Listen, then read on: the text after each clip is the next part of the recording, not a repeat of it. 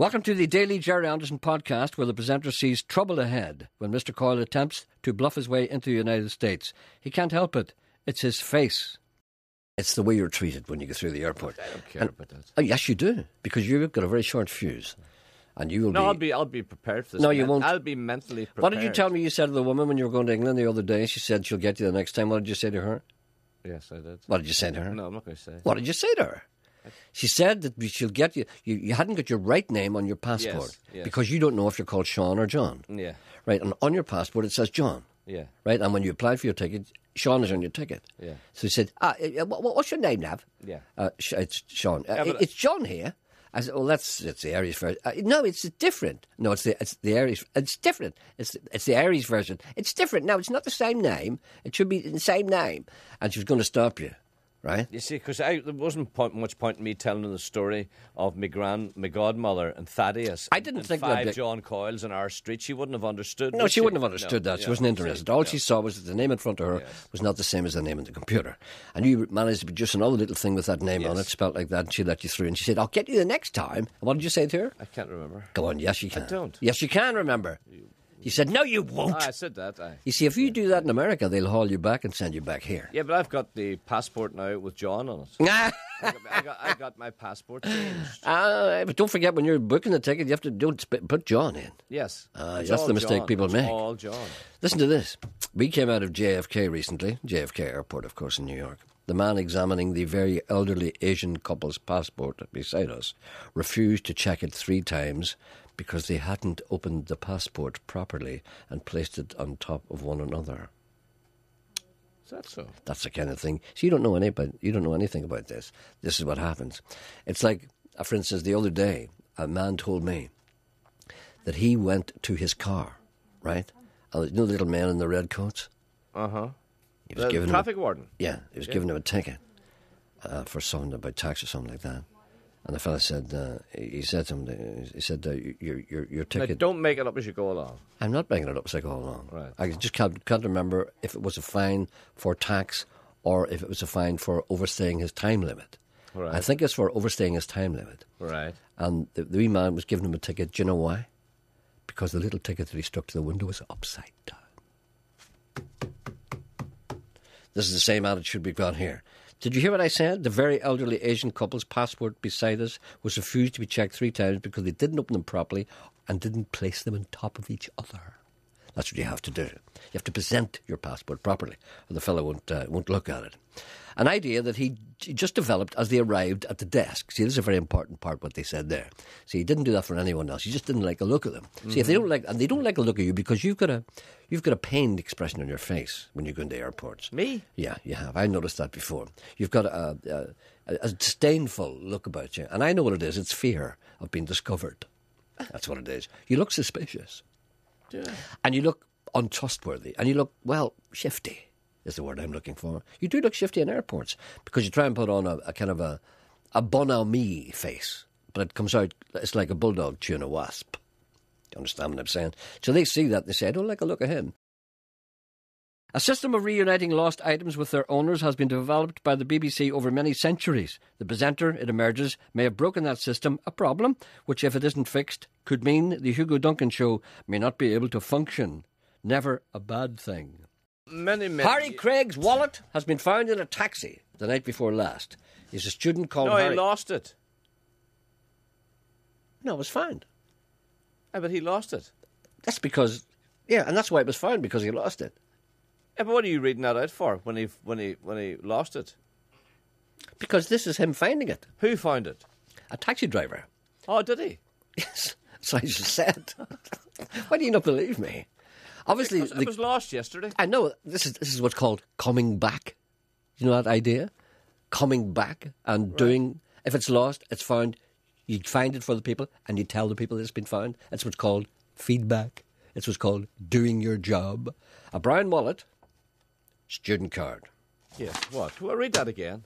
A brown wallet was found in a taxi last night. He's got... No. Yes. No. Yes. Yes.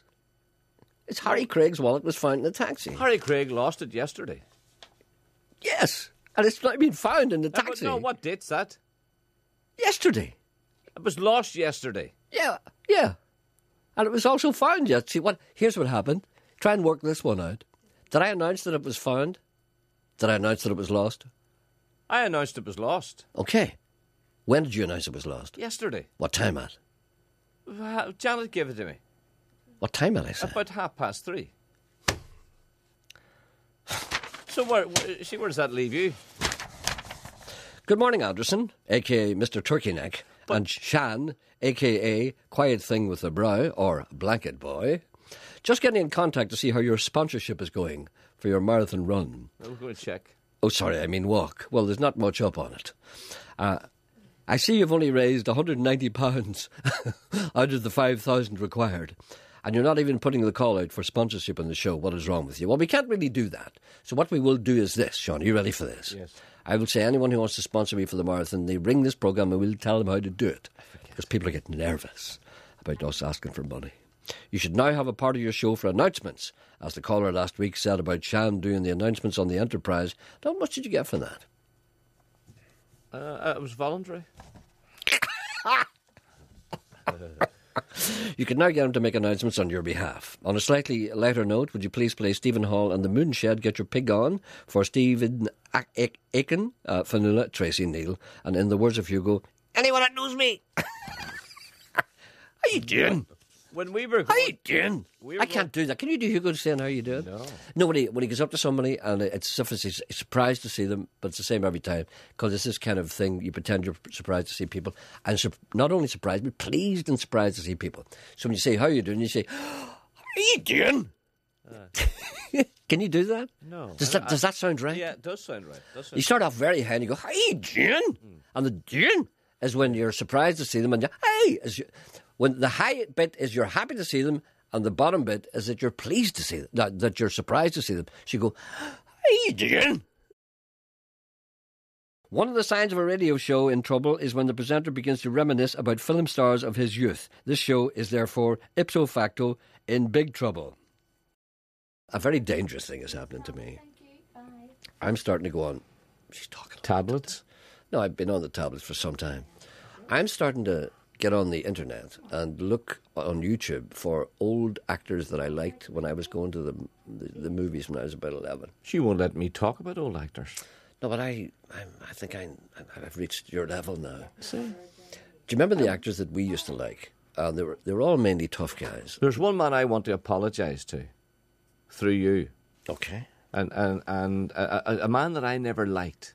And I didn't like him because my elders didn't like him. You know, you go to your who's didn't like him? Your elders? Yes. What do you mean your elders? You know, is a cow or something? What are you? Do you know you're told? You know when you're told you don't like someone? You hear people saying, I don't like him. And you say, I don't like him either. But you don't know why. It's only because you've heard someone say you don't like him, you think it's right not to like him. And on the screen. Fashionable not to like him. Right. Okay. So I grew up not liking this man. And every time he appeared on a film, I didn't like the film because of him. Mm-hmm. And I want to apologise to him. What's his name? Well, his name... don't tell me you can't remember his name. No, remember his name. I'm trying to get the right pronunciation because it's Dan Jurye or Dan... Dan Jurye. Dan... Jurye. D-U-R-Y-E-A. Dan Jurye. Dan Jurye. He talk like that. Dan Jurye. My name is Dan Jurye. Put that gun down. Yeah. I'll shoot you. And He talked like that. He had a whine in his voice. And everyone hated him. Everybody hated Because he was always, because see. he talked like that. Yeah. And he was always the guy that get into trouble. Yeah. And if a trailer came on for the following week and Dan Jurye, I can't get it. Dan Jurye was a D-U-R-Y-E-A. I'm not going to see that, but you went to see it and then you didn't like him. If I ever meet Dan Jurye, I'm going to tell him. But I'm sorry for hating him for no reason. He's probably long dead. Oh, I know that, but it was wrong of me to hate him. But I'm starting to look... that's the type of people I'm beginning to look Yes. at. And Dana Andrews, people like that. No. Tyrone Power. And the best one of all. Who's the best one? I'll give you the best one of all. Now, maybe perhaps we're leaving some people behind. But if indeed these people that you... If indeed we mention people that you haven't heard of, look them up. Because they're all on YouTube. The one that I love most of all. The guy that I looked him up last night. And it was great. Who? And there was a clip on him. Broderick Crawford. Ah, Broderick Crawford was great. I can do You him. wanted Broderick Crawford to be your dad, I can didn't do you? him. I can do Or- him. Go on. Punks like you're a dime a dozen. Can't do it again. Punks like you're a dime a dozen. That's great. That's good. It's great. Punks like you're a dime a dozen. Broderick Crawford. Yeah, big fat cheeks. Yeah, how many talk? You think what the type? And you go like that. Yeah. Punks like you're a dime a dozen. Well, what was his TV series? I don't know. The presenter yearns for the day when he is carried shoulder high through the streets of Derry stroke Londonderry as a sign of his fellow citizens' appreciation for his good work and inspirational life. That day is still some way off. I was up visiting your Maiden City last week because my grandson was playing in the World Cup. Yes. And I went up to keep his mum company to go to some of the matches. Uh-huh. And we stayed in your very nice city hotel. Lovely. A very nice hotel now. Yes, very, very nice. Yes. Very nice staff. And I done the tour bus. Yes. And I walked the walls because for many years my father worked with the ancient monument. And he spent many years repairing the walls in Derry. Very good. And what else? We walked the Peace Bridge. Yes. But I chatted to the locals as I went about. My daughter went to the football and I toured around. And I kept saying, oh, I love you, Jerry Anderson. I just love Jerry. I wouldn't miss him in the mornings. Mm-hmm. Awful bad reaction. I was highly surprised. And then I thought to myself, well, I'll carry out a wee survey of my own. I'll keep chatting to people and I'll keep saying, oh, I love your Jerry Anderson. Mm-hmm. And you know what they said? What? If you were in fire, they wouldn't spit on you. And when I was on the tour bus, when we were coming back into the city again, the guide said there was a lot of celebrities. Uh-huh. You know what I'm going to say next? No. And he said, I'll point out some of their houses. So I thought, oh God, I'll see Jerry's house where he threw his Christmas tree into the river. That's right, yeah. Oh, whose houses did they point out? Do you know whose house they pointed out? Who? Daniel's family home. Are you listening to this? Yes, I'm here. But I want to know where I featured in the survey. Well, I did. You see, when I was getting such a bad reaction to Jerry, I said, well, Jerry and Sean. But nobody made any comment on They don't know who he is. Because like I said, he didn't exist. Well, you see, this... No. So what have you done on the people of the Maiden City, Jerry? No, this is not uncommon. Let me explain. See, people in Derry don't like me. Why? And the reason why they don't like me is this. Because Derry people have this thing whereby everybody must always tell everybody how wonderful Derry is. Dana does it, Phil Coulter does it, everybody does it, Nadine Coyle does it. I love Derry, I love Derry. I don't do it. And because I don't do it, not because I dislike Derry, I do like the place, I enjoy living here, but I don't like to crow about it. And if you don't do that, they regard you as being slightly unwholesome. Well, they say you strut about the streets like a peacock. I think it's fairly accurate. Yeah. Mr. Coyle's reputation as an international man of mystery has reached some of the smarter listeners. Those listeners, though, are still confused by his various aliases. Is it John or Sean? Shan, or what is it people are saying here? Mr. Coyle is very complex. Is he Shan on your shows, John in airports, Sean elsewhere? Oh, dear. What's wrong with him? What is your name? No, I'm not going down that road again. No, just tell him, just one name. Is. Just tell him what your name is. Just say one syllable. What's your name? Or you could say two syllables. Sean. Or John. One syllable. What's your name? Is it Shan? No. What? Tap your foot. What name are you asking me? John, Sean, or Shan? What have I? John 1, Sean 2, Shan 3. Is it 1, 2, or 3? No, wait a minute. I'm trying to think. What name is on my birth certificate? I don't know. Is that what you're asking me? I'm not asking you that. I wouldn't ask anybody that. Yes, it's John. That's your name then? Yeah. Why did you call yourself John? I told you the story before. Ah, it's too long. But you should do it anyway. Those days are over. Your mother's not calling you in for your tea anymore. I know. You see, that doesn't happen anymore. I mean, when was the last time My your father mother called me Johnny. Johnny? So well, there you are. There's another. My father called me, hey! Hi, Johnny. Hey! Johnny boy. Johnny boy? Johnny boy. Ah, Johnny boy, I hardly knew you. Thank you for listening. Back Amara.